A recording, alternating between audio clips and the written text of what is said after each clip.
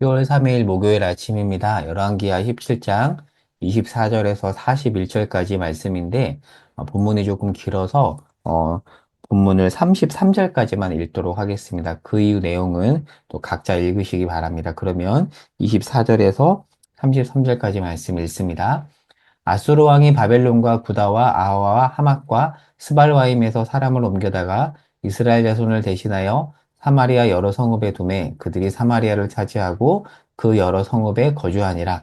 그들이 처음 거기 거주할 때에 여호와를 경외하지 아니하므로 여호와께서 사자들을 그들 가운데 보내심에 몇 사람을 죽인지라. 그러므로 어떤 사람이 아수르 왕에게 말하여 이르되 왕께서 사마리아 여러 성읍에 옮겨 거주하게 하신 민족들이 그 땅 신의 법을 알지 못하므로 그들의 신이 사자들을 그들 가운데 보내매 그들을 죽였사오니 이는 그들이 그 땅 신의 법을 알지 못함이니라 하니라. 아수르 왕이 명령하여 이르되 너희는 그곳에서 사로잡아온 제사장 한 사람을 그곳으로 데려가되 그가 그곳에 가서 거주하며 그 땅 신의 법을 무리에게 가르치게 하라 하니 이에 사마리아에서 사로잡혀간 제사장 중 한 사람이 와서 베델에 살며 백성에게 어떻게 여호와 경외할지를 가르쳤더라. 그러나 각 민족이 각기 자기의 신상들을 만들어 사마리아 사람이 지은 여러 산당들에 두되 각 민족이 자기들이 거주한 성읍에서 그렇게 하여 바벨론 사람들은 수컷로봇을 만들었고 굿 사람들은 네르가를 만들었고 하맛 사람들은 아시마를 만들었고 아와 사람들은 니파스와 다르답을 만들었고 스발와임 사람들은 그 자녀를 불살라 그들의 신 아드람멜렉과 아남멜렉에게 드렸으며 그들이 또 여호와를 경외하여 자기 중에서 사람을 산당의 제사장으로 택하여 그 산당들에서 자기를 위하여 제사를 드리게 하니라. 이와 같이 그들이 여호와도 경외하고 또한 어디서부터 옮겨왔든지 그 민족의 풍속대로 자기들의 신도 섬겼더라. 아멘. 자, 이후 말씀은 각자 읽어보시기 바랍니다. 말씀 나눕니다.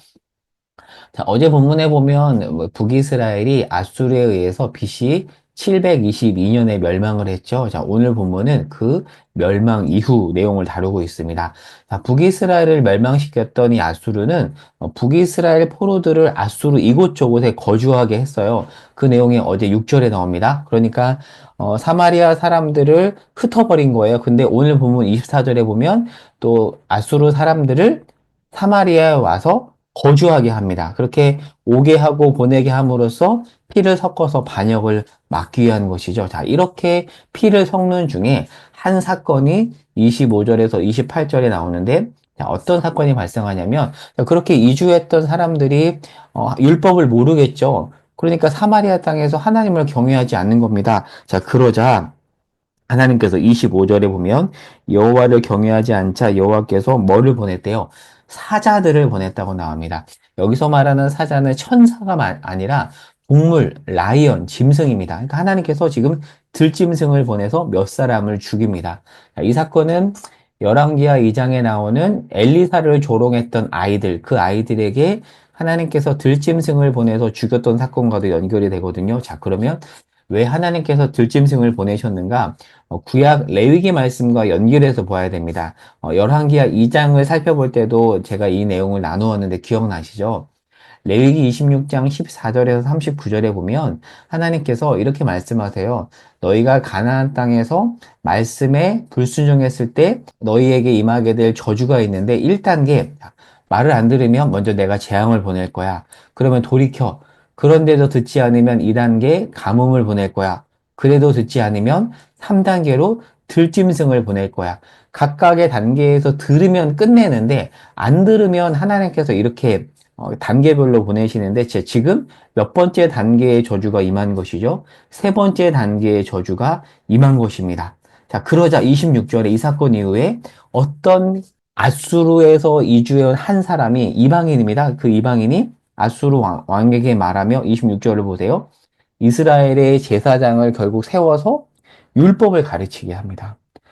이스라엘 백성도 보이지 않았던 모습을 지금 아수르의 한 사람과 아수르 왕이 보이고 있는 겁니다. 자, 이것을 통해서 우리는 요한복음에서도 보면 사마리아 여인이 하나님을 믿잖아요. 이렇게 이 사마리아 사람들이 이교도적 배경을 갖고 있음에도 하나님을 섬기는 이유를 알 수가 있습니다. 자, 그러면 이 사람들의 대응을 좀 더 볼게요. 28절에 결국 포로 중에 제사장 한 명을 데리고 와서 지금 여호와 경외하기를 사마리아 사람들에게 가르치는 놀라운 일이 벌어진 거예요. 여러분 계속 대비되는 게 지금 보이시죠? 하나님께서 그동안 선지자를 보내도 이스라엘 사람들은 듣지 않았습니다. 그런데 지금 하나님의 진노를 보고 이방 사람이 기민하게 대응하는 그 모습을 지금 성경 기자가 우리에게 보여주고 있습니다. 자, 그러나 사실 이 모습도 얼마 가지 못합니다. 자, 29절 어떤 단어로 시작하죠? 29절을 볼까요? 뭐로 시작하나요?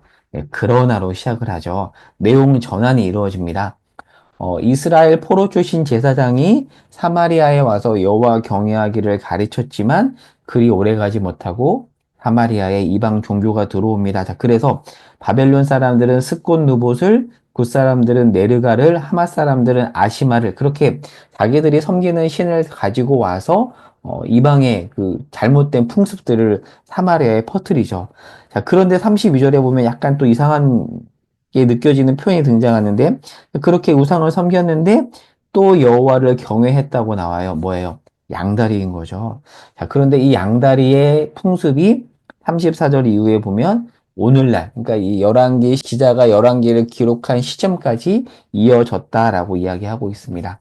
자, 오늘 본문을 이제 정리하면서 특별히 26절과 28절을 중심으로 정리해 보려고 해요. 아까 초반에 나누었던 내용이 기억나시죠? 북이스라엘 사람들은 하나님의 말씀을 듣지 않았는데 아수르의 한 사람이 이방인이 들짐승 재앙을 보고 어떻게 대응했죠? 기민하게 반응하는. 그래서 아수르 왕이 명령해서 제사장을 통해서 율법을 가르치라고 하죠. 사실 이것은 열왕기 기자의 고발이에요. 열왕기서의 1차 청중은 바벨론 포로입니다. 그러니까 열왕기 청중은 바벨론 포로로 잡혀갔던 사람들인데 지금 그들에게 하나님께서 열왕기 기자를 통해서 고발하는 겁니다. 너희보다 아수르 백성이 더 낫다. 너희 왜 그러냐? 이 모습은 내가 바라던 모습이 아니다.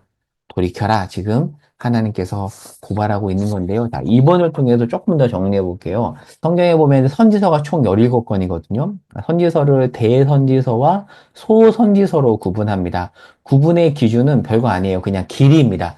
대선지서는 긴 책이고 소선지서는 분량이 짧은 책인데 대선지서에는 이사야, 예레미야 애가도 포함이 돼요. 예레미야 애가 그리고 에스겔 다니엘까지 5건이고요. 소선지서는 12건입니다. 제가 쭉 적어놨습니다. 호세아, 요엘, 아모스, 오바댜, 요나, 미가, 나훔, 하박국, 스바냐, 학개, 스가랴, 말라기. 그런데 이 12권 중에서 바벨론 포로기 이전 책이 여기까지 9권입니다. 이렇게. 그리고 바벨론 포로 이후기 책이 3권입니다. 학개, 스가랴, 말라기인데요. 자, 그런데 이 소선지서 12권 특별히 바벨론 포로기 이전 9권을 보면 이 9권 책 중에서 호세아부터 스바냐까지 하나님께로 돌이킨 자는 요나에 나오는 니느웨가 유일합니다. 이스라엘 백성들이 하나님의 말씀을 듣고도 돌이키지 않아요. 그런데 포로기 이전 9권 중에서 유일하게 돌이킨 자가 이스라엘 사람들이 그렇게 싫어했던 아수르의 수도 니느웨 사람이라는 거. 여러분 요나가 가서 회개를 선포하자 갑자기 니느웨 사람들이 뜻밖의 회개를 하죠. 그러자 요나가 화를 내요. 저 사람도 죽어야 되는데, 망해야 되는데, 말씀을 듣고 회개하니까 요나가 화를 내요. 하나님의 고발이에요. 너네는 돌이키지 않았지. 그런데 너네가 그토록 싫어하던 느헤 사람들은 회개했어.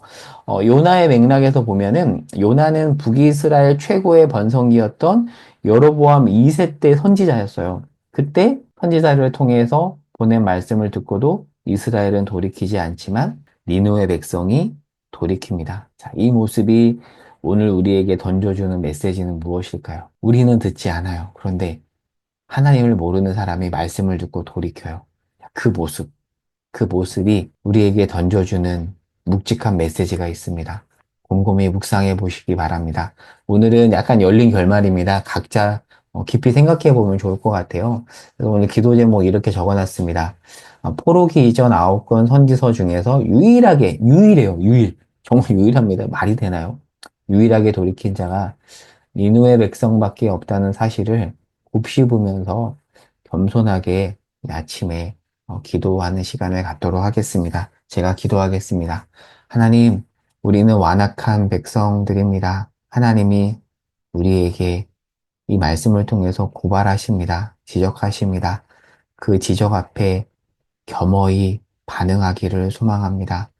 가난한 마음을 우리에게 주시고 겸손한 마음을 우리에게 허락하여 주시옵소서. 예수님의 이름으로 기도합니다. 아멘.